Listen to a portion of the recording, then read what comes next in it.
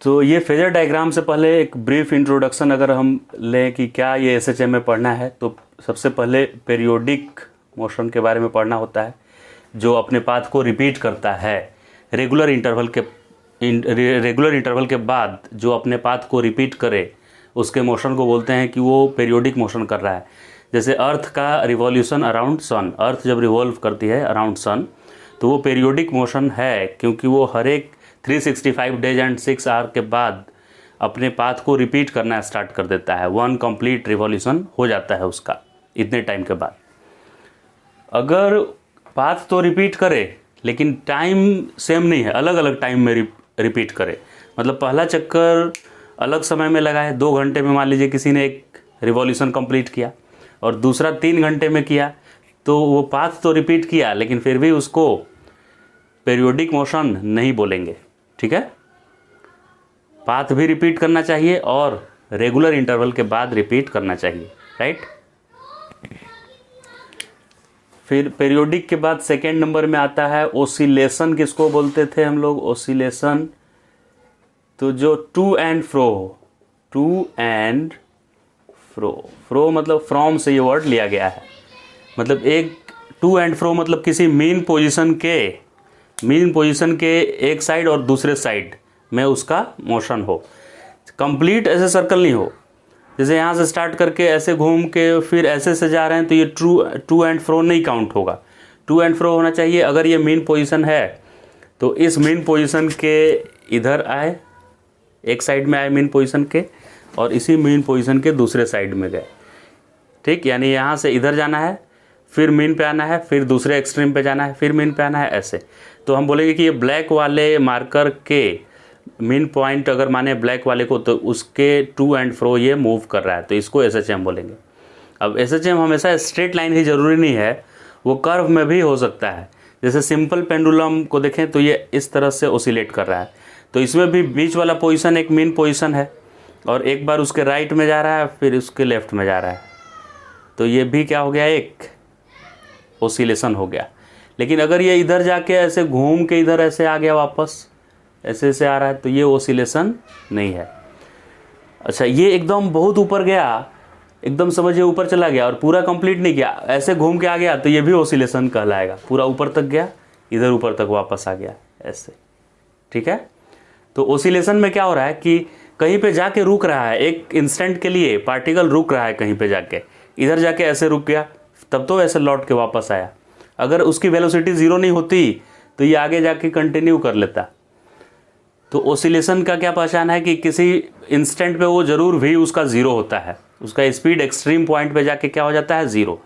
जबकि continuous circular करते समय कभी 0 नहीं होता है, वो कंटिन्यू, उसमें कुछ ना कुछ स्पीड चाहिए, राइट।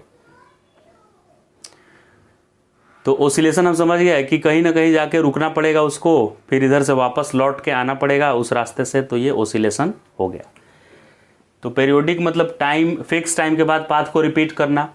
ओसिलेटरी मोशन मतलब to and fro mean point के अबाउट करना, और ओसिलेटरी में पक्का उसका वेलोसिटी कहीं ना कहीं 0 होगा, और जहाँ पे 0 वेलोसिटी होगा उसका नाम एक्सट्रीम पॉइंट हो जाएगा। और थर्ड नंबर में आएगा एसएचएम। तो एसएचएम के लिए ये पीरियोडिक भी होना ज़रूरी है, पीरियोडिक मोशन तो होना ज़रूरी ही है, साथ में साथ ओसिलेटरी का भी पूरा कंडीशन फुलफिल करना चाहिए, ओसिलेटरी भी होना चाहिए। और इसके अलावा एक और इसमें ऐड हो जाता है नया क्राइटेरिया कि बॉडी पे एक फोर्स लगना चाहिए, फोर्स, और वो फोर्स उसको हमेशा मेन पॉइंट के तरफ खींच के लाने की कोशिश करे। तो एक फोर्स उस पर लगना चाहिए और वो force directly proportional to displacement हो और उसमें माइनस लगा के हो। माइनस लगाने का मतलब है कि फोर्स तो डिस्प्लेसमेंट के प्रोपोर्शनल है मैग्नीट्यूड वाइज, लेकिन डायरेक्शन उसका अपोजिट है। यानी कि अगर डिस्प्लेसमेंट राइट में किए तो लगने वाला फोर्स माइनस ऑफ राइट यानी लेफ्ट में लगने वाला, जैसे स्प्रिंग वाले सिस्टम में ऐसा होता है कि अगर एक स्प्रिंग से आप अटैच किए, कुछ ब्लॉक को अटैच किए स्प्रिंग से ऐसे, और ये नेचुरल लेंथ है इसका स्प्रिंग का, तो अगर इसको आप ऐसे खींचेंगे राइट साइड में तो वो स्प्रिंग क्या करेगा, उल्टा रीस्टोरिंग फोर्स लगाता है। इस स्प्रिंग को ऐसे किसी ने इलोंगेट कर दिया तो स्प्रिंग में इलोंगेशन आया, तो ये डिस्प्लेस तो राइट में किया, लेकिन वो स्प्रिंग जो लगाता है ना वो लेफ्ट में फोर्स लगाता है, तो ये रीस्टोरिंग फोर्स लगना चाहिए। अच्छा, ये स्प्रिंग कितना फोर्स लगाता है, तो उसका फॉर्मूला भी होता है K इंटू एक्स लगाता है, और माइनस इसमें हम लगाते हैं क्योंकि x के उल्टा लगाता है। अगर आप x को डबल कर देंगे, मतलब एक्सटेंशन पहले जितना था उसका डबल इलोंगेशन किसी ने कर दिया, तो स्प्रिंग भी फोर्स अपना डबल कर देगा। यानी कि ये डायरेक्टली प्रोपोर्शनल टू x है, लगने वाला फोर्स इसमें क्या है, डायरेक्टली प्रोपोर्शनल टू x, और उसका साइन क्या है, अपोजिट टू x है। अगर स्प्रिंग को हम राइट में मूव कर रहे हैं तो ये स्प्रिंग उसको लेफ्ट में फोर्स लगा रहा है, रीस्टोरिंग फोर्स, और जब मैं इसको लेफ्ट में डिस्प्लेस कर रहा हूँ तो ये स्प्रिंग उसको राइट में धक्का दे रहा है, रिपेल कर रहा है राइट में। ओके, तो ऐसा जब भी सिचुएशन होगा कि हमारा फोर्स माइनस ऑफ डिस्प्लेसमेंट जैसा आएगा तो हम बोलेंगे कि वो SHM कर रहा है। तो ये दोनों क्राइटेरिया तो है ही, लेकिन मेन ये है, न्यूमेरिकल्स जितने भी आएंगे उसमें ये यूज होगा। तो ठीक है, हम समझ गए कि सर 3 क्राइटेरिया है SHM होने का। अब इस SHM का इक्वेशन क्या होगा, जैसे स्ट्रेट लाइन का इक्वेशन होता है कि y इक्वल टू एक्स या y equal to mx plus c भी लिख देते हैं। सर्कल का भी कुछ इक्वेशन होता है, वैसे पैराबोलिक पाथ का इक्वेशन होता है y equal to x square जैसा। वैसे ही अगर कोई सिंपल हार्मोनिक मोशन कर रहा है, मेन पोजीशन से दाहिने जा रहा है, फिर लेफ्ट आ रहा है, फिर बीच में आ रहा है, तो उसका इक्वेशन कैसा लिखा जाएगा, राइट। जैसे स्ट्रेट लाइन में कोई चलता गया स्ट्रेट लाइन में, तो उसका इक्वेशन होता है ना y equal to mx plus c। और वैसे ही कोई पैराबोलिक पाथ पे जा रहा है तो y equal to x square, ऐसे अम्ब्रेला जैसा खुलता है ग्राफ, और equation y equal to x square होता है। वैसे ही अगर कोई इस तरह से रिपीट करे अपने पाथ को, तो उसको भी तो मैथमेटिकल रिप्रेजेंटेशन कुछ देना पड़ेगा मुझे। तो उसका रिप्रेजेंटेशन क्या है, मैथमेटिकल रिप्रेजेंटेशन, कि साइन या कॉस फंक्शन से दिया जाएगा। इसलिए साइन या कॉस फंक्शन से देंगे क्योंकि साइन और कॉस अपने वैल्यू को रिपीट करता है। ये y इक्वल टू एक्स, तो x इन्फिनिटी पुट कर देंगे तो उसका वैल्यू भी इनफाइनाइट हो जाएगा, और वैसे ही y equal to x square में भी x का वैल्यू 1000, तो y का वैल्यू 1000 का स्क्वायर, मतलब अनंत तक चलता जाएगा। लेकिन मुझे तो इसको SHM कराना है एक्सट्रीम से, एक एक्सट्रीम से दूसरे एक्सट्रीम के बीच, इसको इन्फिनिटी तक खींच कर नहीं ले जाना है ना मुझे। तो ऐसा कौन सा फंक्शन है जो रिपीट करता है अपना वैल्यू, तो साइन थीटा या कॉस थीटा करता है। साइन या कॉस का वैल्यू हमेशा -1 से 1 के बीच ही होता है, कितना डिग्री भी आप पुट कर लीजिए उसमें। तो हमारा भी नेगेटिव एक्सट्रीम से पॉजिटिव एक्सट्रीम तक ही इसको SHM करना है, इसलिए हम अपने SHM का इक्वेशन लिखेंगे x इक्वल टू, अभी खाली साइन लिखेंगे तो क्या दिक्कत होगा, देखिए अगर हम खाली साइन थीटा लिख दिए थीटा, तो साइन थीटा का वैल्यू 1 ही होता है मैक्सिमम, और मिनिमम -1 होता है। लेकिन अगर मुझे ऑसिलेशन -5 से +5 मीटर तक कराना है तो इधर एक 5 भी लगाना पड़ेगा, तब तो इसका वैल्यू -1 से 1 होगा, और 5 मल्टीप्लाई हो गया, मैंने -5 से +5 तक इस पूरे फंक्शन का वैल्यू वेरी करेगा। कहाँ से कहाँ तक वेरी करेगा, -5 से +5। अगर मुझे -10 मीटर से +10 मीटर के बीच कराना है SHM ऐसे, तो हम उसका इक्वेशन लिखेंगे x equal to 10 sine theta लिखेंगे। ओके, तो जनरल फार्मूला क्या लिख देंगे हम, general formula x equal to a मतलब एम्पलीट्यूड होगा कि मीन से कितना राइट या कितना लेफ्ट गया, और साइन, और थीटा भी लिख सकते हैं, और थीटा को हम बाद में ओमेगा टी भी लिख दिया करेंगे। अब ये ओमेगा टी क्यों लिख रहे हैं, क्योंकि सर्कुलर मोशन में हम पढ़े हैं ऐसे सर्कल में कि अगर ओमेगा स्पीड से कोई चल रहा है ऑब्जेक्ट, तो वो टी टाइम में कितना डिस्टेंस ट्रेवल करेगा। अगर ओमेगा स्पीड से कोई मूव कर रहा है तो स्पीड, एंगुलर स्पीड का फॉर्मूला होता है एंगल अपॉन टाइम, तो थीटा को हम इधर मल्टीप्लाई करके लिख सकते हैं omega t. Theta equal to क्या लिख सकते हैं, ओमेगा टी, राइट। तो साइन थीटा था तो थीटा को हम ओमेगा टी लिख दिए। अब ये SHM करते हुए अचानक से सर्कुलर मोशन का इक्वेशन क्यों मैं लिख पा रहा हूँ यहाँ theta equal to omega t, तो इसी के लिए समझाया जाता है फेजर डायग्राम। ये फेजर डायग्राम क्या होता है, फेजर डायग्राम जैसे किसी सिचुएशन को रिप्रेजेंट करने के लिए ग्राफ हम लोग बनाते हैं। क्रिकेट का मैच चल रहा है तो फर्स्ट ओवर में कितना रन बना, सेकेंड ओवर में कितना रन बना, उसके लिए ग्राफ बनाया जाता है। तो ग्राफ बनाने से क्या फ़ायदा है, कोई ग्राफ देख के और कोई इजीली उसको एनालाइज कर सकता है कि कौन से ओवर में सबसे ज़्यादा रन बना है।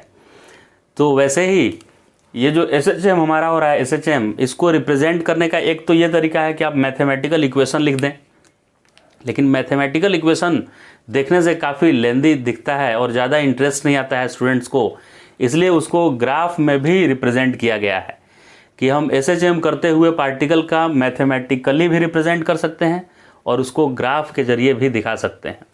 तो ग्राफ से कैसे दिखाएंगे SHM को, तो उसके लिए ये लिया गया कि अगर आप इमेजिन करें कि एक पार्टिकल ये सर्कल में ऐसे रिवॉल्व कर रहा है, सच में तो क्या हो रहा है, सच में कुछ ऐसा हो रहा है कि यहाँ पे पार्टिकल है, ये मेन पोजीशन है, अपने राइट एक्सट्रीम पे जाएगा, फिर लेफ्ट एक्सट्रीम पे जाएगा और ऐसे ये मूव करेगा m मास, जैसा कि यहाँ दिख रहा होगा, राइट।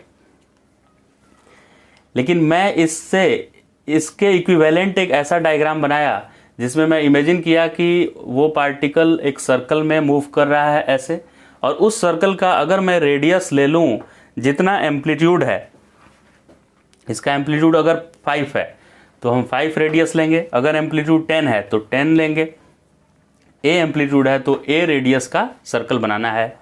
और उस सर्कल में अगर t इक्वल टू 0 पे मैं यहाँ पे रख दूँ, ऑब्जेक्ट को t इक्वल टू 0 पे मैं यहाँ पे रखा, तो इसका प्रोजेक्शन लेना है x एक्सिस पे। प्रोजेक्शन का क्या मतलब होता है, प्रोजेक्शन मतलब ऊपर से लाइट कोई मार रहा है, ऊपर से लाइट, और ये खुद एक समझिए कोई मैन यहाँ पे है और उसका ये हेड है और पैर यहाँ पे रखना है, पैर जमा के रखना है यहाँ पे, ये हाथ बना देते हैं ऐसे, और यहाँ पे इसका पैर है, राइट। पैर कहाँ पे जमा के रखना है, सेंटर पे, और खुद ये क्या है, हेड है, सर है, मुंडी, क्लियर है। ये ऐसा कोई आदमी ऐसे खड़ा है और वो आदमी ऐसे ऐसे रोटेट कर रहा है, समझिए कैसे, पैर को सेंटर पे रखते हुए और सर्कल में वो आदमी को रोटेशन करा दें सर्कल में।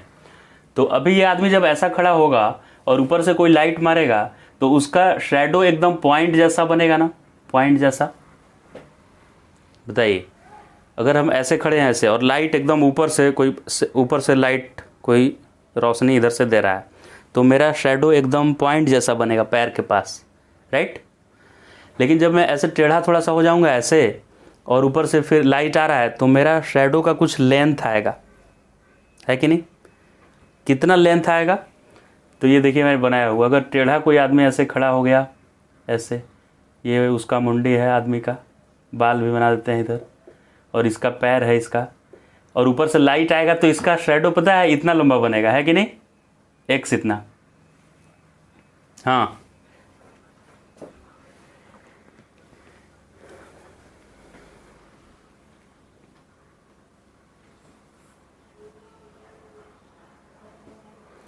एम्पलीट्यूड और रेडियस। हाँ, अभी ये जो हमारा SHM है, इसका तो मैथमेटिकल हम समझ गए कि क्यों साइन से हम रिप्रेजेंट किए, क्योंकि x इक्वल टू 5 तो इसलिए लिखे क्योंकि ये मैक्सिमम 5 तक जाता है, और साइन इसलिए लिखे कि साइन ही या कॉस ही ऐसा फंक्शन है जो आगे जाके रुक जाता है, वो इन्फिनिटी तक नहीं जाता है। साइन का वैल्यू 1 से ज़्यादा होता ही नहीं है, तो ये मैक्सिमम इसका 1 होगा। तो मेरा एम्पलीट्यूड 5 है तो 1 में 5 मल्टीप्लाई होकर 5 ये आ जाएगा, और साइन का मिनिमम वैल्यू -1 होता है, तो मुझे भी इसको पीछे की तरफ -5 तक ही भेजना है, इसलिए ये 5 और ये जब -1 हो जाएगा तो मेरा x का वैल्यू -5 हो जाएगा। तो मैथमेटिकली तो हम साइन या कॉस से रिप्रेजेंट करेंगे, ये क्लियर हो गया बात। मैथ्स में इसको tan नहीं लिख पाएंगे, tan लिखेंगे तो क्या प्रॉब्लम होगा, अगर हम अपने SHM को 5 tan थीटा लिख देंगे तो क्या दिक्कत होगा कि थीटा का वैल्यू बढ़ाते जाएंगे तो tan का वैल्यू इन्फिनिटी तक हो जाता है, जबकि ये पार्टिकल तो किसी सर्टेन लेंथ तक ही राइट या लेफ्ट में जा पा रहा है, बहुत इन्फिनिटी तक तो नहीं जा रहा है, राइट। तो इसीलिए इसको tan से नहीं रिप्रेजेंट किए। अच्छा, इसको x equal to theta square ऐसा क्यों नहीं कर दिए, या टाइम का स्क्वायर क्यों नहीं कर दिए, क्योंकि ये पैराबोलिक जैसा फॉलो नहीं कर रहा है। मतलब अगर मैं डिस्प्लेसमेंट को x कराऊं तो फोर्स x स्क्वायर नहीं हो रहा है, डिस्प्लेसमेंट को डबल करने पे फोर्स 4 गुना हो जाता, तो ज़रूर उसको हम y equal to x square लिखते, ठीक है। लेकिन मेरा SHM पे तो डायरेक्टली प्रोपोर्शनल जैसा रिलेशन है कि इसको मैं डबल करूँ तो ये भी डबल होना चाहिए, 4 टाइम्स नहीं होना चाहिए। तो इसका मतलब इसको हम x equal to t square भी नहीं लिख सकते हैं, तो सिर्फ क्या लिख सकते हैं, या तो साइन थीटा या कॉस थीटा। तो ये मैथमेटिकल एक्सप्रेशन समझ गए। अब इसको ग्राफ से भी रिप्रेजेंट करना है मुझे, तो ग्राफ बनाने का कुछ रूल्स होता है, सर्टेन रूल नंबर 1 क्या है कि जितना रेडियस होगा, इस ग्राफ का जितना रेडियस होगा वो किसके इक्वल होना चाहिए, एम्पलीट्यूड के इक्वल होना चाहिए। और एम्पलीट्यूड क्या है, SHM का मीन पोजीशन से एक्सट्रीम पोजीशन के बीच का डिस्टेंस, राइट। तो इस सर्कल का रेडियस कितना बड़ा बनाना है मुझे, रेडियस का लेंथ किसके इक्वल लेना है, जितना SHM का एम्पलीट्यूड है, मतलब मीन से कितना ज़्यादा दूर जा रहा है वो, ए लेंगे एम्पलीट्यूड इसका, राइट। और साइन ओमेगा टी जो यहाँ पे है वो ओमेगा कितना लेंगे, ओमेगा लेंगे इसका एंगुलर वेलोसिटी, ये कितने कांस्टेंट एंगुलर वेलोसिटी से रिवॉल्व करेगा, वो ओमेगा इस ओमेगा के इक्वल होना चाहिए। दो बात का ख्याल रखेंगे, फर्स्ट कि इसका रेडियस सर्कल का हमको उतना ही लेना है जितना SHM का एम्पलीट्यूड है, और ये ओमेगा यहाँ से जो theta equal to omega t आएगा, ये ओमेगा क्या होगा, तो जो पार्टिकल सर्कल में रिवॉल्व करेगा उसका एंगुलर स्पीड होगा, सर्कल में रिवॉल्व करने वाले पार्टिकल का एंगुलर स्पीड। दो बात ध्यान में रखते हुए ये डायग्राम हुआ है। तो इस SHM के इक्वेशन में x equal to a sine omega t में ये वाला टर्म जो होगा ना, साइन के बाजू वाला, वो एम्पलीट्यूड होगा, ये समझ में आ जाता है हम लोग को। और साइन थीटा, तो थीटा जानने के लिए इसको फेजर से समझेंगे कि फेजर में ये थीटा होता है, कितना थीटा होता है ये देखेंगे। तो 5 साइन ओमेगा टी, थीटा को ओमेगा टी लिखते हैं, हम लोग को पता है, सर्कुलर मोशन में हम लोग पढ़े हैं कि ओमेगा एंगुलर स्पीड होता है एंगल बाई टाइम, कितना एंगल घूमा है कोई पार्टिकल और कितना समय में उतना एंगल घूमा, तो इसको ओमेगा बोलते हैं। तो इस चीज़ को ग्राफ में रिप्रेजेंट करने के लिए क्या बात को हमें ध्यान में रखना है, सबसे पहला बात कि इस इक्वेशन का जो एम्पलीट्यूड होगा या जो हमारे SHM का एम्पलीट्यूड होगा, मेन पोजीशन से जितना ज़्यादा दूर जाएगा वो, उस एम्पलीट्यूड के बराबर रेडियस का सर्कल बनाना है। सर्कल का रेडियस कितना बनाना है, एम्पलीट्यूड के बराबर, राइट। और इस फॉर्मूला में जो ए तो हो गया, एम्पलीट्यूड के बराबर सर्कल बना देंगे। और साइन ओमेगा टी में ओमेगा क्या रिप्रेजेंट करेगा, तो ये मैन जिस एंगुलर स्पीड से रोटेट करेगा, ऐसे ये पैर यहाँ रखा हुआ है, हेड उसका ऊपर है, तो ये ऐसे रोटेट करने वाला है ऐसे मैन, राइट। तो इसके रोटेशन करने का एंगुलर स्पीड ओमेगा को बोलते हैं, तो रोटेशन करने का एंगुलर स्पीड इसी ओमेगा के बराबर होगा। ये जो इक्वेशन में x equal to a sine omega t है। दो चीज़ का ध्यान रखना है कि जो पार्टिकल रोटेट यहाँ पे करता हुआ, जिस बॉडी को हम रोटेट करता हुआ कंसीडर कर रहे हैं फेजर डायग्राम में, उसका एंगुलर स्पीड है ओमेगा, और ये ए क्या है, इसका सेंटर से डिस्टेंस है, यानी रेडियस है ए क्या है, रेडियस। तो अभी फेजर डायग्राम बनाने में कोई दिक्कत नहीं है, जैसे ही मेरे पास इक्वेशन आया, एक सर्कल ऐसे ड्रॉ कर देंगे और उसका रेडियस कितने के इक्वल रखेंगे, एम्पलीट्यूड के इक्वल। और यहाँ जल्दी से हम लिख देंगे कि ये कितने एंगुलर स्पीड से रिवॉल्व कर रहा है सर्कल में, तो कांस्टेंट एंगुलर स्पीड ओमेगा से रिवॉल्व कर रहा है। कितने से रिवॉल्व करेगा सर्कल में, ओमेगा से। क्लियर है ये बात। अब इस इक्वेशन में जब आप t 0 रखेंगे तो ये x क्या आ जाएगा बताइए। t को 0 अगर हम रखें, माने समय 0 सेकेंड पे, ये इक्वेशन क्या बता रहा है, तो साइन ओमेगा इंटू 0, ये 0 हो जाएगा ना। तो a साइन 0 का वैल्यू 0, तो ये पूरे को 0 कर देगा, यानी उसका x 0 आना चाहिए। तो इस सर्कल में t इक्वल टू 0 पे इसका एक्स एक्सिस पे शैडो नहीं बनना चाहिए, एकदम डॉट जैसा होना चाहिए, मतलब ऐसा लगना चाहिए कि ये मेन पोजीशन पे है। इस समय t इक्वल टू 0 पे अभी कहाँ पे है मेरा पार्टिकल, मेन पोजीशन पे है। तो अगर हम इसको ऐसे कर लेंगे ऐसे, तो इसका शैडो तो कुछ लेंथ का बन जाएगा ना, मुझे इसको यहाँ पे रखना पड़ेगा ऊपर में, तभी इसका एक डॉट जैसा शैडो आएगा और वो रिप्रेजेंट करेगा कि ये मेन पोजीशन पे है अभी। तो यहाँ पे हम लोग सीख लिए थे अब तक कि एम्पलीट्यूड के बराबर मुझे लेना है इसका रेडियस, और ओमेगा स्पीड से इसको सर्कल में घुमाना है एंगुलर स्पीड में। तो अगर मैं यहाँ पे t 0 जब मैं रख रहा हूँ 0, तो इस पूरे फंक्शन का वैल्यू क्या हो जा रहा है, 0 हो रहा है ना। टी जीरो लिख दें तो sine zero equal to zero, तो एक्स जीरो हो रहा है। तो ये सर्कुलर मोशन में भी टी इक्वल टू जीरो पे इसका कुछ भी लेंथ नहीं आना चाहिए, इसका जो शेडो बन रहा है उसका लेंथ नहीं आना चाहिए, क्योंकि टी इक्वल टू जीरो पे मेरा एम्पलीट्यूड का वैल्यू क्या है, एम्पलीट्यूड मतलब पोजीशन क्या है इसका, जीरो है, यानी ये मीन पोजीशन पे है। तो यहाँ से स्टार्ट करेंगे, क्योंकि ये जब मैन ऐसे होगा ऐसे, तो ऊपर से लाइट आएगा तो इसका शेडो क्या बनेगा, डॉट जैसा बनेगा ना, यानी मीन पोजीशन पे एकदम रहेगा वो। अभी जैसे जैसे ये आगे बढ़ेगा, ये जब यहाँ पे मान लीजिए आ गया रोटेट करके, इसको खुद को ऐसे रोटेट होना है, खुद ऐसे पैर को बांध के ऐसे घूमना है, तो ऐसे जब ये होगा और ऊपर से लाइट आएगा तो देखिए इसका शेडो क्या इतना लेंथ का बनेगा, एक्स लेंथ का। तो अभी इस एक्स को कैसे निकालेंगे हम, ध्यान से देखिएगा। अगर इसने टी टाइम में ये कितना चलेगा, ओमेगा स्पीड से चलना है इसको, तो टी टाइम में ये कितना चलेगा, ओमेगा टी, ओमेगा स्पीड है और टी टाइम दिए इसको, तो टी टाइम में ये चलेगा ओमेगा इंटू टी, डिस्टेंस होता है स्पीड इंटू टाइम, तो एंगुलर डिस्प्लेसमेंट होगा एंगुलर वेलोसिटी इंटू टाइम, तो ये ओमेगा टी एंगल बनाएगा। टी टाइम में कितना एंगल बनाएगा, ये ओमेगा टी। तो ये एंगल, ये वाला एंगल अगर ओमेगा टी है और इसका खुद का रेडियस ये एम्पलीट्यूड के बराबर है, यानी ये ए एम्पलीट्यूड है। अच्छा, ये एंगल ओमेगा टी है तो इधर से भी ये भी एंगल क्या होगा, ओमेगा टी होगा। तो ये वाला एंगल क्या होगा, 90 minus omega t, 90 minus omega T, क्योंकि तीनों मिलाकर क्या होना है, या यहीं से देख सकते हैं ये 90 एंगल है और ये ओमेगा टी हो गया, तो जो इधर से बचेगा वो 90 माइनस ओमेगा टी होगा। और अगर ये हाइपोटेनियस है और ये बेस जैसा दिख ही रहा है मुझे, तो रिजोल्यूशन करते समय ये हाइपोटेनियस कॉस थीटा होता है ना, अगर ये वाला का लेंथ ए है तो इसके बेस का लेंथ कितना होगा, ए कॉस थीटा, और यहाँ कॉस कितना है 90 माइनस ओमेगा टी, तो 90 माइनस ओमेगा टी क्या हो जाता है, sine omega t, 90 minus anything sine वो एंगल हो जाता है। तो देखिए एक्स का वैल्यू क्या आया, ए साइन ओमेगा टी आया कि नहीं। और मेरे एसएचएम का इक्वेशन भी क्या था, ए साइन ओमेगा टी। तो अच्छा, जब ये अपने एक्सट्रीम पे होगा, जब ये एसएचएम करता हुआ पार्टिकल एकदम लास्ट में होगा, तो उसका डिस्प्लेसमेंट मीन पोजीशन से कितना होगा, एम्पलीट्यूड के बराबर होगा। ये मीन पोजीशन है, एकदम एक्सट्रीम पे आ गया, तो डिस्प्लेसमेंट किसके इक्वल आ जाएगा, एम्पलीट्यूड के इक्वल, मैक्सिमम डिस्प्लेसमेंट।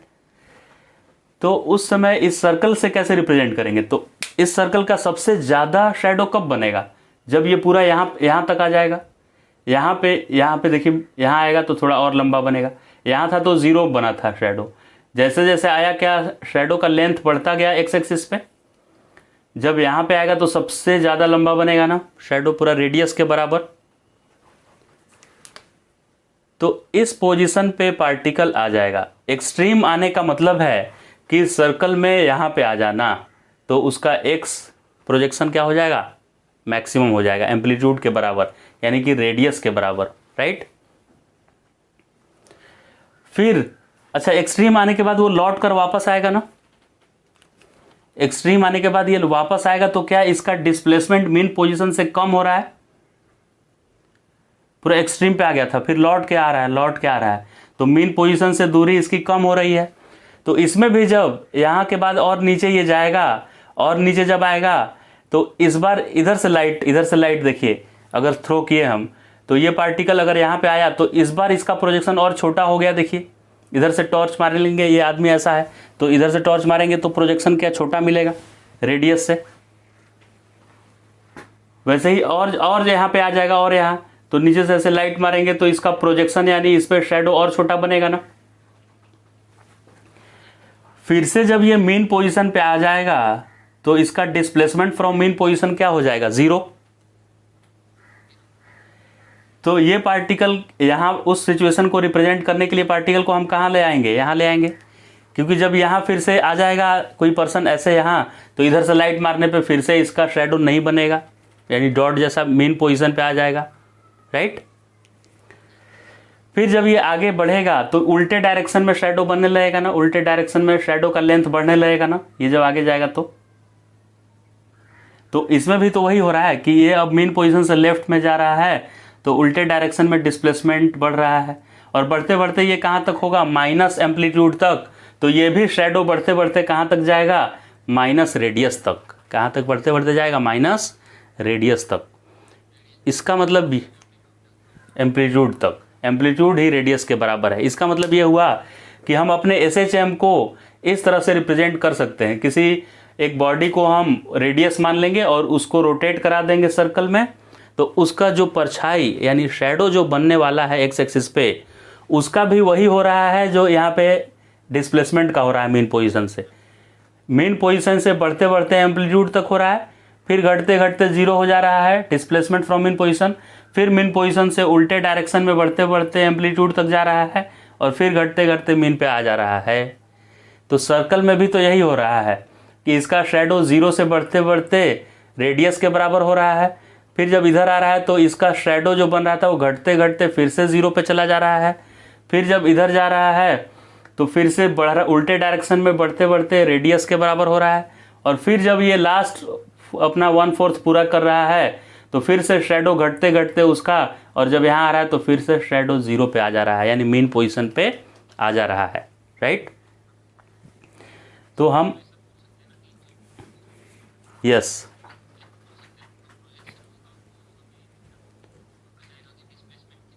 कित राइट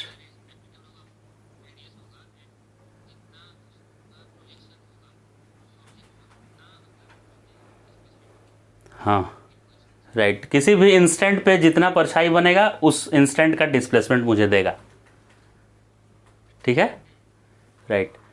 तो अभी हम समझ गए कि फेजर क्या है। फेजर देख के और हम बता सकते हैं कि ये SHM कैसा हो रहा है। अब एक एग्जांपल लेते हैं, यहाँ पे फेजर पहले से ही मैंने बना दिया है। आप इस फेजर को देख के बताइए कि जो SHM हो रहा होगा रियलिटी में, उसमें पार्टिकल कहाँ पे होगा, अपने मेन पोजीशन से प्लस एम्पलीट्यूड की तरफ होगा कि मेन पोजीशन से माइनस एम्पलीट्यूड की तरफ जा रहा होगा।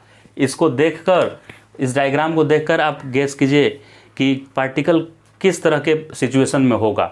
इस फेजर को देख के बताना है, राइट, जा रहा होगा, वेरी गुड। इसको देख के मुझे पता चल रहा है कि ये उधर जाने वाला है, एरो उधर लगा हुआ है उसमें, तो इसका शैडो बनाएंगे। यहाँ पे एक आदमी को हम खड़ा कर देंगे, खड़ा हो जा तू, ऐसे हो गया ये आदमी टेढ़ा, तो इस पे इधर से लाइट फोकस करेंगे इस पे, तो इसका शैडो इतना लंबा बना होगा, और इसका एरो उधर दिया है, मतलब जब ये और उधर जाएगा तो क्या इसका शैडो बड़ा बनने लगेगा, उधर की तरफ शैडो का लेंथ बढ़ रहा है, यानी माइनस एम्पलीट्यूड की तरफ ये जा रहा है, यानी ये रिप्रेजेंट कर रहा है कि ये जो SHM करता हुआ पार्टिकल है वो सच में उधर जा रहा होगा, राइट। तो अब फेजर डायग्राम समझ में आ गया कि फेजर डायग्राम हमारे इस सिचुएशन को ही रिप्रेजेंट कर रहा है। इसको देख के इजीली हम बता सकते हैं कि कैसा SHM हो रहा है, ओके।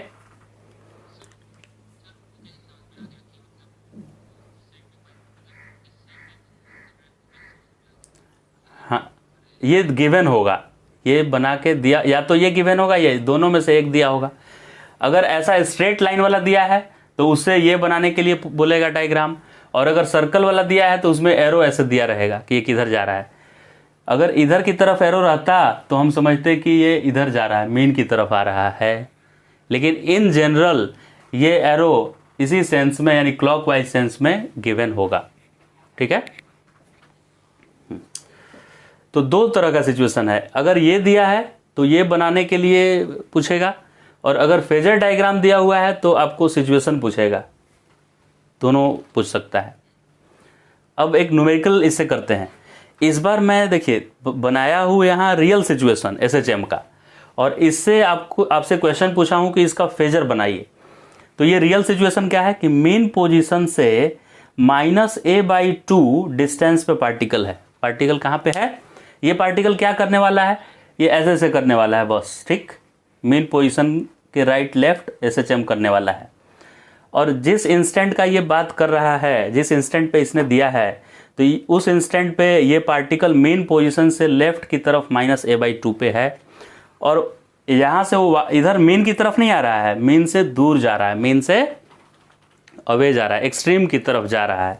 तो इसका फेजर डायग्राम हम बनाना चाहते हैं तो फिर इसका फेजर डायग्राम मैं यहाँ बनाया हूँ, देखते हैं सही बनाया हूँ कि नहीं इसका फेजर डायग्राम। तो ये मीन पोजीशन पे तो नहीं है, यानी इसका शेडो एकदम यहाँ नहीं बनना चाहिए। इसका शेडो का लेंथ कितना बनना चाहिए अभी, -a/2 की तरफ। कितना बनना चाहिए, -a/2। तो इस पार्टिकल को हम कहाँ मानेंगे, देखिए यहाँ मानते तो इसका शेडो ओरिजिन पे बनता, इस पार्टिकल को यहाँ मानते तो इसका शेडो राइट साइड में बन जाता, प्लस एक्स एक्सिस पे बन जाता। अभी और इधर आ जाइए, इधर इधर पार्टिकल होगा क्या, यहाँ पे होगा क्या, यहाँ अगर होता तो उसका शेडो प्लस में आता है कि नहीं, ये वाला होगा क्या, देखिए हाँ ये हो जाएगा। अगर यहाँ है तो इसका शेडो नीचे से टॉर्च जलाइए नीचे से, तो इसका शेडो आ रहा है कि नहीं, वहाँ पे बनेगा कि नहीं, प्रोजेक्शन यहाँ आएगा ना। तो यहाँ इसका मतलब कि सर्कल बनाकर और हम लिखेंगे कि जिस समय का वो फोटो दिया हुआ है उस समय पार्टिकल यहाँ पे है कि नहीं। हाँ यहाँ इस क्वाड्रेंट में लेते हैं, इसमें कि इसमें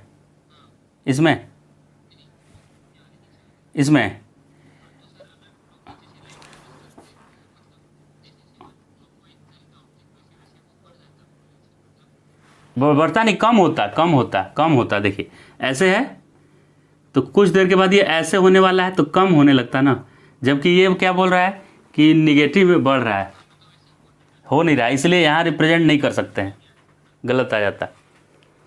यहाँ पे रिप्रेजेंट करते तो गलत आ जाता, क्योंकि यहाँ रिप्रेजेंट करने का मतलब है कि ये पार्टिकल का यहाँ पे प्रोजेक्शन आ रहा है, जबकि यहाँ तो बता रहा है कि नहीं लेफ्ट में है अभी, है ना। तो यहीं से रिप्रेजेंट करेंगे यहाँ पे हम, यहाँ पे अगर हम माने पार्टिकल को यहाँ पे और रेडियस मिलाएं तो इस रेडियस का जो प्रोजेक्शन आ रहा है वो देखिए आ रहा है ना यहाँ पे, और ये जब पार्टिकल आगे बढ़ेगा तो देखिए इसका जो शेडो है वो भी आगे बढ़ रहा है कि नहीं, ऐसे यहाँ तक। तो अभी इसका ये रिप्रेजेंटेशन हो गया, ये तो हम रिप्रेजेंट करने सीख लिए सिचुएशन के अकॉर्डिंग। अब इसमें पूछा क्या है, ये इसमें पूछ रहा है कि कितने समय के बाद ये मेन पोजीशन पे लौट कर आ जाएगा। अगर इसका टाइम पीरियड t है, क्या क्वेश्चन पूछता है कि ये जो ओसिलेट कर रहा है ऐसे इस तरह से, इसका टाइम पीरियड अगर t है, टाइम पीरियड कितना है t। अब t का कुछ वैल्यू भी हम दे रहे हैं, मान लेते हैं 24 सेकेंड है, 24 सेकेंड है इसका टाइम पीरियड। 24 सेकेंड में ये एक ओसिलेशन पूरा कर लेता है, मतलब यहाँ से अगर चालू करे तो इधर जाके फिर से यहाँ आ जाता है, मेन पोजीशन से चालू करे तो इधर करके फिर से वापस वहीं कितने समय में आ जाता है, 24 सेकेंड में। तो इसका टाइम पीरियड 24 सेकेंड अगर है, और अभी जो सिचुएशन है उसमें यहाँ पे है, जब से आप देखना चालू किए उस समय ये कहाँ पे था, यहाँ पे था। तो आपको बताना है कि कितना समय इसको लगेगा यहाँ से यहाँ जाकर और वापस मेन पोजीशन पे आने में। क्लियर है क्वेश्चन। इस मास को नेगेटिव एम्पलीट्यूड तक जाकर फिर लौट कर मेन पोजीशन में आने तक कितना समय लगेगा ये बताना है। तो ऐसा कोई सोच सकता है कि ऐसा मतलब जो कि गलत होगा, ये सोचेगा कि सर 24 सेकेंड है ना, तो 24 सेकेंड मतलब समझ लीजिए कि एक तरफ जाने में और आने में मिला के 12 सेकेंड और इधर जाने में 12, 24 हो गया। तो 24 का 1/4 कर दीजिए तो 6 आ रहा है। तो कोई ऐसे सोच सकता है कि 6 सेकेंड उधर फिर 6 इधर, 12 फिर 6 इधर, 18 फिर 6 इधर, 24, ऐसा कोई सोच सकता है। तो फिर सोचेगा कि सर ये आधा है ना, तो 3 लगेगा इधर जाने में, इधर आधा है तो 3 सेकेंड, फिर आधा हो जाएगा तो 3 6 सेकेंड, और फिर से इधर 3 9। ऐसे यूनिटरी मेथड लगाने से क्या आंसर आ रहा है, 9 आ रहा है, जो कि गलत आंसर आ रहा है। कैसे 9 आ रहा है गलत आंसर, पहले ये देख लेते हैं। ये 24 है ना, तो 24 का मतलब क्या है कि इसका 1/4 कितना आएगा बताइए, 1/4 कितना आएगा, 6 आएगा। और उसका ये 1/4 नहीं ना है, ये 1/4 का भी आधा है ना। यहाँ से यहाँ जाने को क्या बोलते हैं कि 1/4 ऑसिलेशन हो गया। यहाँ से यहाँ जाने को क्या बोलते हैं कि 1/4 ऑसिलेशन हो गया। तो आधे से यहाँ जाने के 1/4 का भी आधा हुआ, तो 1/4 में 6 सेकेंड लगा था, तो उसका और आधा में 3 सेकेंड कोई ऐसे इमेजिन कर ले तो बोलेगा कि इधर जाने में सर 3 सेकेंड, वापस आने में 3 सेकेंड, 6 और फिर से इधर 3, 9। तो 9 आंसर रॉन्ग हो जाएगा, क्योंकि ये लीनियरली वेरी नहीं कर रहा है, ये साइन के जैसा वेरी कर रहा है, साइन के ग्राफ जैसा वेरी कर रहा है, राइट। तो यहाँ यूनिटरी मेथड काम नहीं करेगा, ठीक है। तो अब कैसे पता चलेगा कि ये कितना समय लिया वहाँ जाके यहाँ आने में, तो इसका सबसे पहले फेजर बनाएंगे। जब भी ऐसा क्वेश्चन पूछेगा तो क्या बना लेंगे, उसका फेजर डायग्राम, राइट। तो फेजर डायग्राम तो अभी मैंने बता दिया कैसे बनाना है। तो ये मीन पोजीशन से a/2 पे है लेफ्ट में, तो ये पार्टिकल सर्कल में घूमता हुआ यहाँ नहीं होगा, कहाँ पे होगा पार्टिकल, यहाँ पे होगा, तभी तो इसका जो शेडो बनेगा वो इधर लेफ्ट की तरफ बनेगा a/2। तो ये कितना डिग्री एंगल बनेगा, देखिए तो ये कितना डिग्री एंगल होगा। तो बेस जो है वो a/2 है, माइनस तो साइन बता रहा है कि उधर की तरफ है, लेकिन इस बेस का लेंथ कितना है, शेडो का लेंथ a/2, और ये रेडियस कितने का है a। तो ये एंगल कैसे लिखेंगे, कॉस थीटा लिखेंगे ना एंगल निकालने के लिए। तो cos theta equal to base के जगह पर है a/2 और हाइपोटेनियस के जगह पर a है, तो a से कट गए, तो कॉस थीटा 1/2 आया, यानी थीटा कितना डिग्री हो गया, कितने डिग्री का वैल्यू 1/2 होता है, 60 डिग्री का। तो यानी ये एंगल 60 डिग्री है, राइट। अच्छा, अब फिर से ध्यान से देखना है, 60 डिग्री एंगल तो हो गया, समझ गया हम कि अच्छा सर ये 60 हो गया। अभी ये मेन पोजीशन पे कब आएगा इसका परछाई, इसका शैडो मेन पोजीशन पे आने के लिए इसको सर्कल में कितना चलना पड़ेगा, देखिएगा सर्कल में चल रहा है, यहाँ से शुरू किया था ना, चल रहा है, यहाँ आ गया। अभी वो पार्टिकल कहाँ पे होगा, लेफ्ट एक्सट्रीम पे। कहाँ पे होगा पार्टिकल, लेफ्ट एक्सट्रीम पे, और ऊपर जाने दीजिए और सर्कल में रोटेट होने दीजिए। अभी पार्टिकल कहाँ पे होगा, मेन पोजीशन पे आ गया होगा, है कि नहीं, क्योंकि इसका शैडो अभी कहाँ आ गया, यहाँ आ गया कि नहीं, 0। फिर से एक बार, फिर से, जब यहाँ पार्टिकल था तो इतना शैडो बना था, और आगे गया तो और बड़ा बना, इसका यहाँ पे आ गया तो पूरा रेडियस के बराबर शैडो बन गया, और इधर गया तो इसका परछाई देखिए छोटा हो गया इधर, और ऊपर गया तो और छोटा हो गया परछाई, और यहाँ आ गया तो फिर से परछाई कहाँ आ गया, 0 पे। परछाई का 0 पे आ जाना मतलब उसका मेन पोजीशन पे लौट के आ जाना। तो इसका परछाई फिर से 0 हो रहा है यहाँ से और यहाँ तक पार्टिकल को लाने में। तो ये कितना डिग्री एंगल है, पहले से ये वाला एंगल था 60 और ये एंगल पता है हमको 90, तो इसको सब चलना पड़ा कितना, 90 + 60 यानी 150 इसको रोटेट करना पड़ा। इस वेक्टर को कितना रोटेट होना पड़ा, 150, राइट। इतना समझ में आ गया। 150 कैसे लिख दिए सर, देखिए यहाँ से ये तो 60 डिग्री तब पहले हम निकाले थे ना, यहाँ 60 डिग्री इधर से ये एंगल कितना बनाया था, ये a/2 था और ये a लेंथ था, तो ट्रायंगल यहाँ बनाए तो ये एंगल मुझे मिल गया था 60 डिग्री। और मेन पोजीशन पे पूछा है कि वो मेन पोजीशन पे कब आएगा, तो मेन पोजीशन पे आने के लिए इस पार्टिकल को यहाँ आना पड़ेगा, तो ये वाला एंगल मुझे चाहिए। अब उसमें से ये 90 डिग्री है और ये 60 डिग्री था, तो यानी ये कुल मिला के एंगल कितना था, 150 degree, right.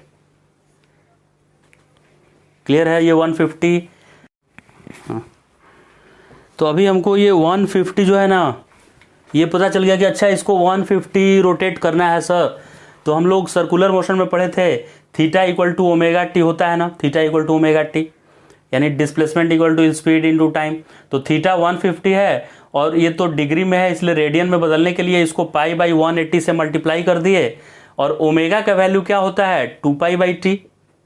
Omega angular speed का फॉर्मूला क्या होता है, तो एक चक्कर लगाने में 2π समय लगता है, और एक चक्कर में जो समय लगता है उसको टाइम पीरियड बोलते हैं। तो ओमेगा इक्वल टू 2π/t मैंने लिख दिया, और ये t वो समय है कि जितने समय में ये यहाँ से यहाँ आया है, ये पार्टिकल यहाँ से घूमकर यहाँ आया है, वही समय t है।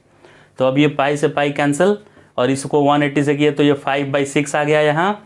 तो t इक्वल टू टी उधर देखिए मल्टीप्लाई हो गया कैपिटल T, तो स्मॉल t इक्वल टू आया 5 कैपिटल T/6 और ये 2 नीचे मल्टीप्लाई होकर 12 यानी 5t/12 आया। और टाइम पीरियड चूँकि 24 सेकेंड दिया हुआ है, इसलिए अब मैं लिख सकता हूँ कि इसका टाइम आएगा 5 × टाइम पीरियड है 24 और नीचे 12, तो इससे ये 2 टाइम्स गया, यानी टाइम आया 10 सेकेंड। तो ये पता है 10 सेकेंड में वापस मेन पोजीशन पे आएगा।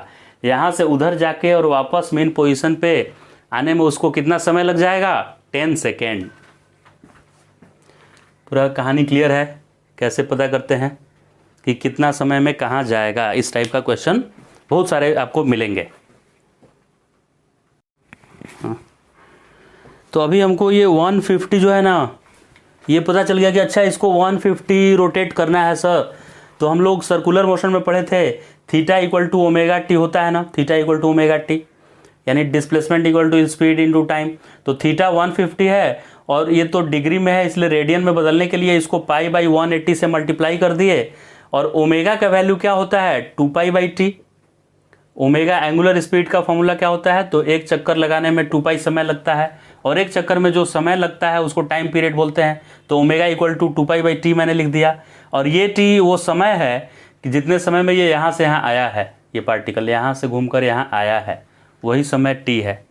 तो अब ये पाई से पाई कैंसिल और इसको 180 से किए तो ये 5/6 आ गया यहाँ। तो t इक्वल टू टी उधर देखिए मल्टीप्लाई हो गया कैपिटल टी, तो स्मॉल t इक्वल टू आया 5 कैपिटल T अपॉन 6 और ये 2 नीचे मल्टीप्लाई होकर 12 यानी 5t/12 आया। और टाइम पीरियड चूँकि 24 सेकेंड दिया हुआ है, इसलिए अब मैं लिख सकता हूँ कि इसका टाइम आएगा 5 इंटू टाइम पीरियड है 24 और नीचे 12, तो इससे ये 2 टाइम्स गया, यानी टाइम आया 10 सेकेंड। तो ये पता है 10 सेकेंड में वापस मेन पोजीशन पे आएगा। यहाँ से उधर जाके और वापस मेन पोजीशन पे आने में उसको कितना समय लग जाएगा? 10 सेकेंड। पूरा कहानी क्लियर है? कैसे पता करते हैं कि कितना समय में कहाँ जाएगा? इसमें तो हम लोग ये सीखे कि एक ही पार्टिकल एसएचएम कर रहा है तो वो मेन पोजीशन पे कब आएगा, इस एक्सट्रीम पे कब आएगा, ये सब चीज़ सीखे। अभी हम लोग ये सीखेंगे कि अगर एक साथ 2 लोग एसएचएम कर रहे हैं, ये ब्लैक वाला एक आदमी कर रहा है एसएचएम और एक ब्लू कलर वाला, इसको 2 नाम दे दिए हैं और इसका नाम दिए हैं 1। तो 1 और 2 अगर दोनों एक साथ स्टार्ट कर दिया एसएचएम करना, तो 1 और 2 दोनों एसएचएम करना स्टार्ट कर दिया एक साथ, तो अब बताना है कि ये दोनों कब मिलेंगे, ये दोनों कब मिलने वाले हैं फर्स्ट टाइम।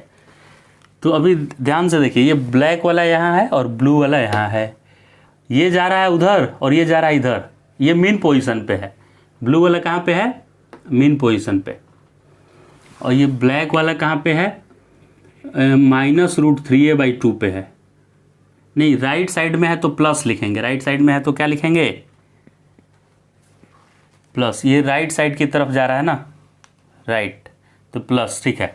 अभी क्या है, ये ब्लैक वाला अपने मेन पोजीशन से दाहिनी तरफ है √3a/2 पे और जा भी रहा है अपने राइट की तरफ। किधर को जा रहा है? राइट की तरफ, ठीक। हाँ,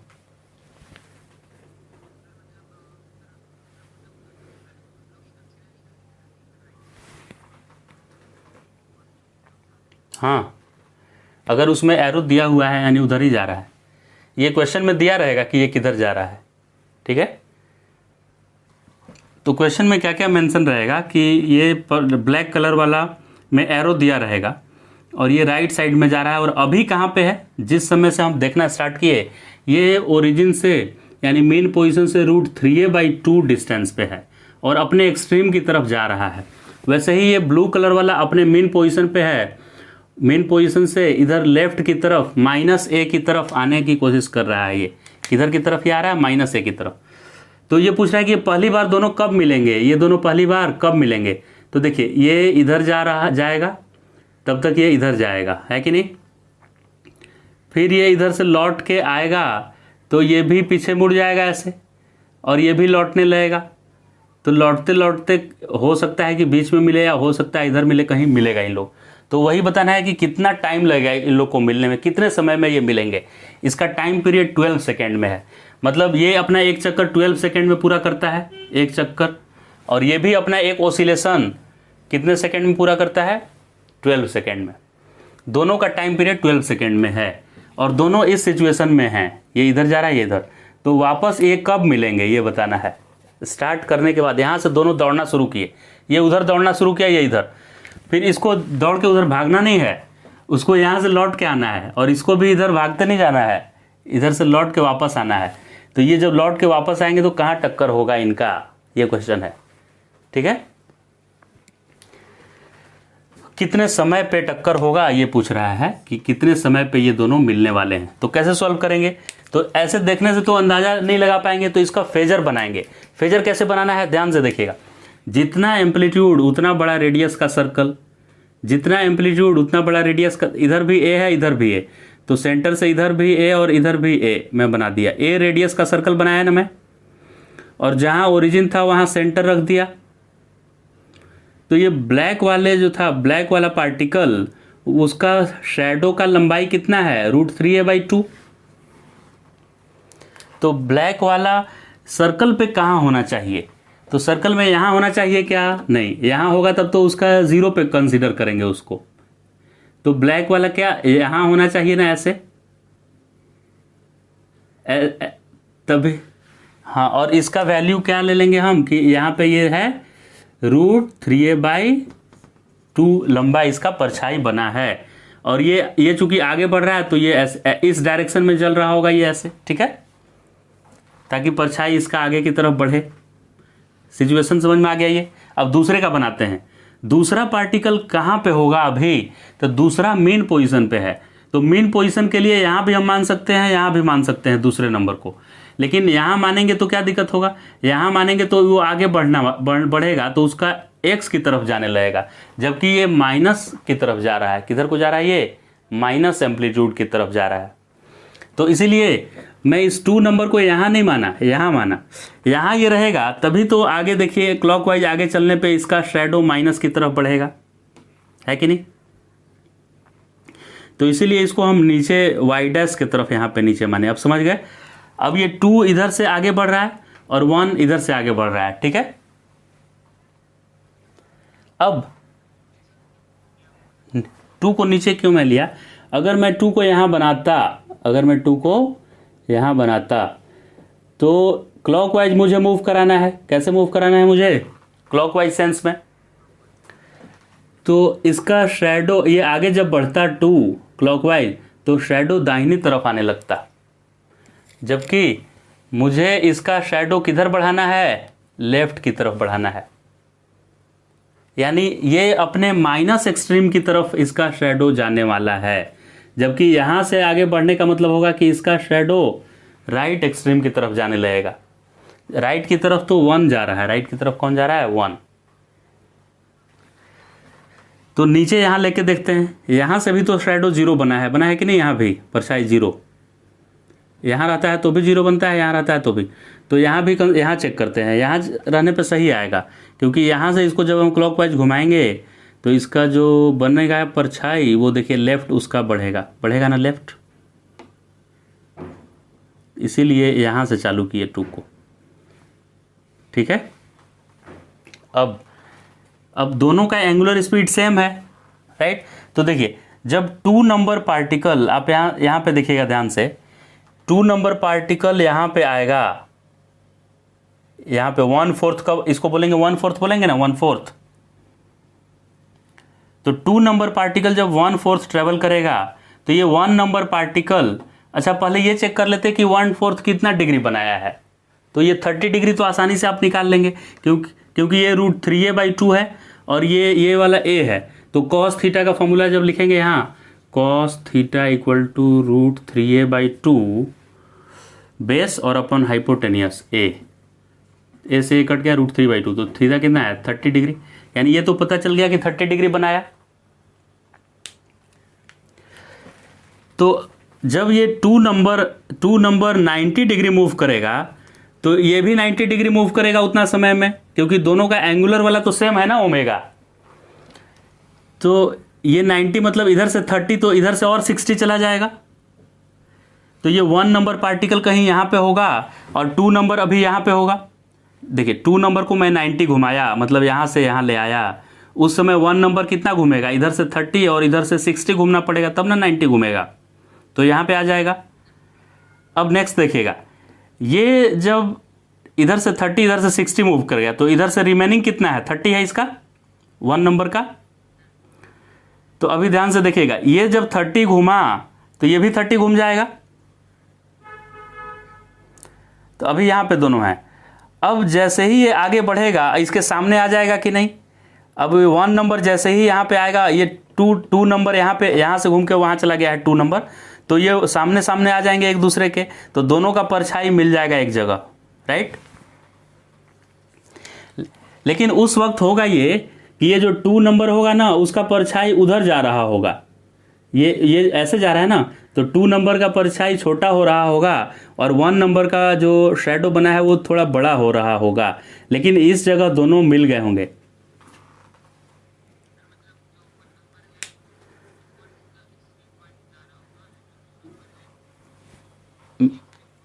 मेन की तरफ आ रहा होगा, उस समय दोनों टकराएंगे एक दूसरे से, ठीक है। तो यहाँ पे दोनों का प्रोजेक्शन देखिए मैच कर गया सामने सामने। प्रोजेक्शन सामने आना मतलब दोनों एक दूसरे से मिल जाएगा उस समय, दोनों का प्रोजेक्शन सेम आ गया, यानी कि दोनों अपने मेन पोजीशन से सेम दूरी पे हैं, यानी कि दोनों का मिलन हो गया, मिल गए दोनों। तो अभी ये कितना समय हुआ, ये टाइम कितना हुआ, ये हमको बताना है। तो ध्यान से देखिएगा, हम किसी एक के बारे में अब सोचेंगे, आराम से हो जाएगा उससे। अभी 1 और 2 के बीच इनिशियल एंगल कितना था, तो ये 30 और ये 90, यानी 30 + 90। देखिए पहले 1 यहाँ था और 2 यहाँ था, बाद में 1 यहाँ से घूमते घूमते 1 डैश पे आ गया और 2 घूमते घूमते कहाँ चला गया, 2 डैश पे। तो 1 और 2 के बीच शुरू में एंगल कितना था, 30 + 90 यानी 120। तो बाद में भी 1 डैश और 2 डैश आपस में कितने एंगल पे होंगे, वही 120 पे। और ये जो कि राइट सेम एंगल पे, क्योंकि दोनों का सेम एंगुलर स्पीड है ना, तो ये जितना एंगल घुमा वो उतना ही घुमा। तो शुरू में इन दोनों के बीच 120 है, तो बाद में भी 120 होगा। और चूंकि ये दोनों ट्रायंगल कॉन्ग्रुएंट है, क्योंकि बीच वाला साइड कॉमन है और ये दोनों रेडियस ही है, और ये एंगल के इक्वल आ जाएगा, क्योंकि ये दोनों क्या हो जाएगा, कॉन्ग्रुएंट ट्रायंगल हो गया कि नहीं, क्योंकि ये रेडियस के बराबर ये रेडियस है, और बीच वाला एक 90 डिग्री है, ये 90 इसका भी है, एक 90 इसका भी है, और बीच वाला साइड कॉमन है। तो एक क्या क्या इक्वल हो गया, हाइपोटेनियस इक्वल हो गया, और एक साइड कॉमन हो गया, और एक एंगल 90 डिग्री हो गया। तो ये कॉन्ग्रुएंट का है कि नहीं कंडीशन, कि राइट एंगल ट्रायंगल में क्या एक कॉमन साइड हो जाए और हाइपोटेनियस इक्वल हो जाए, और एक 90 तो है ही, तो दोनों कॉन्ग्रुएंट होते हैं। कॉन्ग्रुएंट जैसे हुआ तो एंगल इक्वल हो गया, तो ये 120 में से आधा एंगल इसको मैं दे दिया और आधा इसको, तो क्या ये 60 डिग्री एंगल आ गया, ये आधा एंगल 60, और उधर वाला भी आधा 60 आया ना। अब देखिए ये एंगल 60 आया, तो ये छोटा सा एंगल क्या 30 आया, क्योंकि ये 90 है, क्वाड्रेंट है एक, तो ये एंगल 60 आया, तो ये छोटा सा क्या एंगल आ गया 30, तो 60 + 30 90 होना है। अब ये 1 से कहां तक आया है, देखिए 1 डैश तक, 1 कहां, यहां से चलकर कहां तक आया है, 1 डैश तक। तो पहले से ये 120 डिग्री पे था और 30 उसमें और ऐड हो गया, तो 120 + 30 दैट मीन्स 150। तो क्या 150 डिग्री चला, 1 कितना चला 150 डिग्री। तो बस अब फार्मूला हमको आता ही है कि अच्छा सर 150 चला, तो आप ये लिख दीजिए θ = ωt लिख दीजिए, और 150 थीटा है तो उसको रेडियन में बदलने के लिए π/180 से मल्टीप्लाई कर दीजिए, तो रेडियन में बन गया। और ओमेगा को लिख दीजिए 2π/ टाइम पीरियड, समझ में आ रहा है, 2π/ टाइम पीरियड, और ये टाइम में लिख दिया, तो पाई ने पाई को मार दिया, 0 से 0 कैंसिल, और 6 × 3 18, और 5 × 3, और ये t उधर मल्टीप्लाई कर दिए, तो क्या आ गया 5t/, ये 2 नीचे आके 6 से मल्टीप्लाई हो गया 12। अब t कितना दिया हुआ है, 12 दिया हुआ है, तो इसको पुट कर देते हैं 5, और t का वैल्यू लिख दीजिए 12, और नीचे वाले 12 से कैंसिल हो गया, तो कितना समय आया 5 सेकेंड, यानी कि 5 सेकेंड पे ये दोनों एक दूसरे को क्रॉस करेंगे, या 5 सेकेंड पे ये दोनों मिलेंगे एक दूसरे से, ठीक है।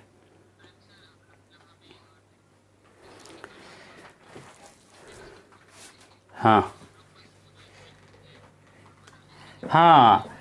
बस, हाँ ये तो ऐसे एंगल से भी मिल जाएगा। ये एंगल कितना आया है 60 डिग्री आया है, तो हम मान लेंगे कि ये कहाँ पे मिला है, ये चेक करना है। तो ये x मान लेंगे कि मेन पोजीशन से x दूरी पे मिला है, तो cos थीटा लिख देंगे। देखिए cos, और ये एंगल कितना बना था, आधा 60, तो cos theta equal to base upon hypotenuse. तो बेस मुझे पता नहीं है, निकालना है कि कहाँ पे ये मिले हैं, तो x दूरी पे मिले हैं। तो बेस अपॉन हाइपोटेनियस क्या है, एम्पलीट्यूड के इक्वल है, तो एम्पलीट्यूड लिख दिए। तो cos 60 की वैल्यू कितनी होती है, 1/2 इक्वल टू x बाई ए। तो x इक्वल टू आ गया a/2, यानी कि ये आधे एम्पलीट्यूड के आधे रास्ते में मिले हैं। ये दोनों कहाँ पे मिले हैं, एकदम अपने एक्सट्रीम और मीन के एकदम बीच में मिले हैं, a/2 पे, राइट।